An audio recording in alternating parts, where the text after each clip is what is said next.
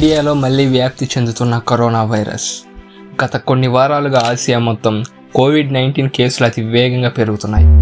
కేరళలో 95, తమిళనాడులో 66, మహారాష్ట్రలో 56, భారతదేశం మొత్తంలో 257 యాక్టివ్ కోవిడ్-19 కేసులు నమోదయ్యాయి. కోవిడ్-19 పెరుగుదలకు కారణం ఒమిక్రాన్ కుటుంబానికి చెందిన JN1 వేరియంట్ మరియు దానికి రిలేటెడ్ అయిన LF7, NB1.8, BA2.86 అనే వేరియంట్లు కారణమని పేర్కొన్నారు.